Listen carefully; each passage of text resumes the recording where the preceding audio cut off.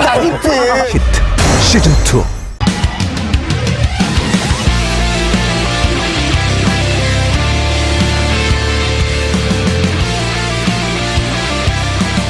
Welcome back, esports fans. We are here for the second match of Group C, and it should be a good one. ByuN versus Classic Rapid, and this is going to be like, I think the better matchup of the two. It might be less. It might be more one-sided, but I think that because ByuN is in here, everyone is watching. I mean, I don't think we have too many people rooting against ByuN. I mean, Classic may be a little bit of a stronger player. He's actually won this tournament before, so he's also done things like that other GSL tournament. He kind of won that a while back too. If I'm not mistaken. That was actually a long time ago. I think he actually is the only player currently to have won both a GSL and an SSL, yeah. Do we give away silver mice for that now? We don't have anything for that yet, because this tournament is too new. This is only the second year of SSL. But yeah, one day that's going to happen. Wonder if they give out awards for casting both tournaments. Well, I would be Valdez, you. Like, I'm pretty sure most people would have those. But so yeah, going back to talk about this, ByuN now teamless, but putting up some great results. Still trying to figure out how his icon relates to him. But so the reason why he has this, which looks like some sort of like doctor's report, or actually no, it's like an IV, it looks like, is because rumor has it, and this is what the fans feel, is that he was like sick and perhaps even had like such like the rumor has it that like, he was in such bad health that like he just could not even play the game, and then he came back. He started recovering from whatever personal. He said it's personal. Doesn't want to share the issues, but everyone suspects that he had health problems, and he will always deny it, never say like anything about the issue. So I think the idea is there. It's like, okay, he's back from the hospital now. He's trying to recover and make it far in this tournament, but he's the only teamless player, one of 16. In this, Classic, new glasses. What's up? Oh man, the future now. That is like the thickest rimmed glasses I have ever seen. You can like see through the monitor with there. Yeah. Classic, as mentioned, as far as I can think of right now, the only player to have won a GSL and an SSL. And by the way, he did them both in second season of 2014 and 2015, so pretty recent champion. Yep, the chin toss. That's why he has the Zealot as his icon, because people say that his face resembles that of a Zealot's face, and because he's a Protoss, it's very fitting. One day he's going to come in with that Zealot mask on. It's just going to fit perfectly, and he's going to reveal that he's actually been Protoss the entire time, except that he hasn't actually been Protoss the entire time. He race switched from Terran, so actually a little bit of an interesting thing, because I think ByuN did it the other way and switched from Protoss to Terran. That's exactly right. ByuN, we talked about how he used to use the ID Excrement. He was actually known as Bleach before that. He knocked Artosis out of a GSL qualifier. But all right, guys, this is going to be an exciting match. Tell your friends, ByuN, the teamless Terran, the fan favorite, versus a GSL and SSL champion in Classic. The first map is going to be Dust Towers. Get hyped for this one. Let's go into game number 1.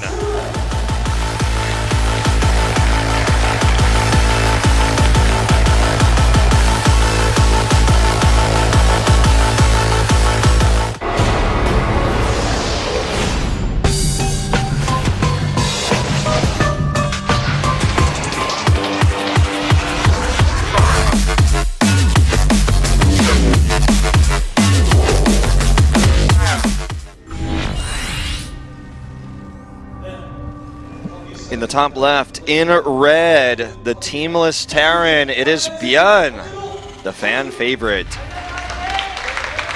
actually the fan favorite here in the studio. Smile on his face. And down here to the bottom left, his opponent, a Star League champion himself, it is Classic. He's won both major Star Leagues. Only player to have done so in StarCraft 2. Yeah, and for ByuN, like you mentioned, teamless has yet to win this tournament, and I believe he is actually still, he's one of our players who is still in the GSL Code S after winning his group there, so he's got a lot going on for him, and you can see already some of our audience members have won some of these player cards. So yeah, so come to the studio, don't be lazy, don't stay home. I've done that before, man. My passion is lacking. I watched a day full regrets of SSL from home. But I actually have come out for lots of these matches, and if you guys are in Gangnam, Seoul, South Korea, come on down. We'd love to see you guys. We actually have quite a few foreigners who come up here and enjoy their time at the studios, so definitely looking forward to seeing you if you ever make it over to Seoul. Let's see what ByuN has up his sleeve here. He's known as a very aggressive Terran. He will double gas here even in this first game on Dust Towers. Dust Towers is, I think, the worst map in the pool right now for the Cyclone push. And that is kind of falling out of the meta because players like Stats and Classic himself have started to figure out how to counter it with Blink Stalker play and other sort of related stuff. So I don't think we're going to see that, but instead I think we're going to see a big drop, and the Horseshoe, as I like to call on this map, makes that kind of drop play powerful. Classic, on the other hand, has a very early Twilight Council here. Could simply be for an early Glaive push, but I think it's more likely just going to be the safe Blink, but it's a very fast Twilight Council. Like super fast, like 2-minute Twilight Council. Yeah, so maybe some early Blink play that can be so good, but with a Robo coming back up, might be a DT drop he's got planned here. It's possible. A production tab's taken away from me, but let's see. Okay, it's done. And he doesn't have enough money for Dark Shrine yet, but he's getting closer to that. Okay, so if we do see a DT rush here, then that would be, and there it is. Okay, so it is the DT drop. Like when you see it this early and you see the Robo, like when you look at a production tab normally, when you're watching a StarCraft game as a fan, you're like, okay, you had a slice of pizza, you weren't really fully paying attention, you're like, oh, okay, it's probably just doing standard, but like when you have it that fast, it's probably going to line up with the Warp Prism to do a DT drop. Yeah, you're like, why is this so fast? And you start stroking your, well, I guess you would be stroking your actual beard, and you're like, what could this possibly be? And it is going to be Dark Templar coming out early. Some early Widow Mines here for ByuN, and can you hold this? So a couple of things. How do you hold off this push? You're going to need to, first of all, scout it. We haven't seen hardly any scouting, so maybe an early scan to just stay safe, but here comes this early Marine drop out for ByuN. Yep, this Marine drop is heading across right now, and basically you need to have scans saved. Unlike Brood War, Spider Mines will detect Dark Templar, but in StarCraft 2, Widow Mines do not. You need vision in order to trigger them. And that may trigger many Terran players.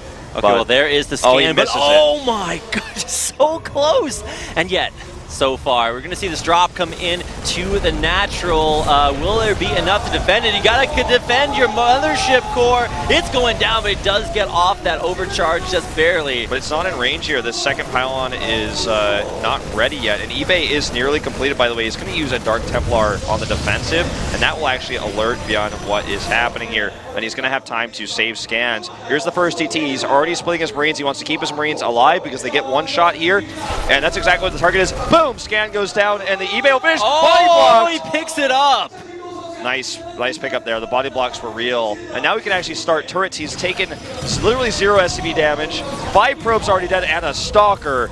And ByuN takes a massive lead here. Oh yeah, and you're just going to see the power of the Dark Templar. Now, there should be enough surrounding that turret to keep it up. And so when that finishes, things might stabilize a little bit here for ByuN, but he is still in a little bit of a rough spot. Sure. I mean, the fact that he's going to lose potentially this reactor is pretty important. It's going to really stifle his Marine production. And that's one of the annoying things about this is, yeah, okay, you can cover your mineral lines with turrets, but everything else gets risky. Okay, 2 more sets here. One does not go off. The second one, oh! It does hit 5 probes going down. Some decent damage off of those mines, but there's just still nothing to deal with these DTs back at home. You know, ByuN is actually struggling to stabilize here. He made turrets, but he's like not able to re-secure this base. He's even forced to make a Raven here. And the DTs, because they're being saved consistently, doesn't mean that this is actually much more of an investment for Classic. So it looks like what he wants to do here is just use this Raven to stabilize, take a 3rd base. And Classic would be massively ahead if he had not taken so much Widowmine damage. And let's see how well he deals with this. Yeah, so he has 2 Stalkers, not enough. Yeah, it won't be enough to deal with his Liberator, and he's actually going to catch the probes just enough. Oh no, the 2 Stalkers! Not enough to deal with that. Actually can skirt just around the Nexus there, but will this DT be dealt with? A Raven is out, so that'll be the end of all these DT shenanigans. And now he has enough Stalkers to take this out, but he did lose one of them earlier. So at this point, stability has been returned to the map. Will the Dusk Towers be the map that ByuN can survive on? Now, killing off at least one. No, he actually did get both of those Dark Templar out. Those things are immortals. Yep. But not the actual unit. They're just not dying. Yep, it's just really good, clever pickups here. He's even using a Viking now. Like, ByuN is like, I have had enough.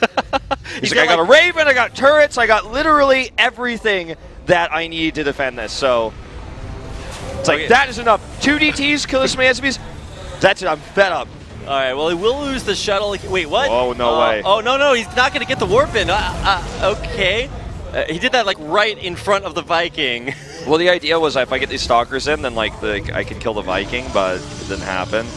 I mean, he doesn't have Blink finished either, so he might not have even gotten the Viking there in the best case scenario. So all of the harassment has been defended, but you can definitely feel the effects of that for ByuN. He's still stuck on 2 base on one of the largest macro maps. This is where Terran can actually get a decent macro start, but with so much pressure, he stabilized. But did he take too much of a hit? Rapid, I don't think he's ever going to be able to even take a 3rd base. He's got stim so late because he couldn't control his production facilities even. So before he has stim, Blink is done. 5 gateways coming up here. Classic is just going to pressure the front and never allow this 3rd base to be made. And if ByuN commits to trying to hold that 3rd base on the low ground, he will die. And if he doesn't, then he will just be starved out. It's like a lose-lose situation here. He killed the first, or forced the first DTs to be picked up, but he couldn't kill the Prism. And he just had, like, he committed all of his resources to the attack, but then did not have enough for the defense, so he could never control his base. And we even see, like, he's really hoping and praying for the late game. He even has a fusion core because he's looking for that extended range for his Liberators, but that's just not going to be done in time. He's just going to die here, probably. He's only 3/4 of the way through stim, and with Blink, these tanks might even still die on top of the ramp. Now, let's be careful with his Observer, because he does need that high ground vision if he does want to blink up with just an absolutely massive army coming in here for Classic. +1 and stim are nearly done, and Classic is actually giving him time here. This base is landed and mining. He could have denied that, but it looks like he wants to wait for Glaives and have like the best fight possible. And here comes just a scan, or a scout. Yeah.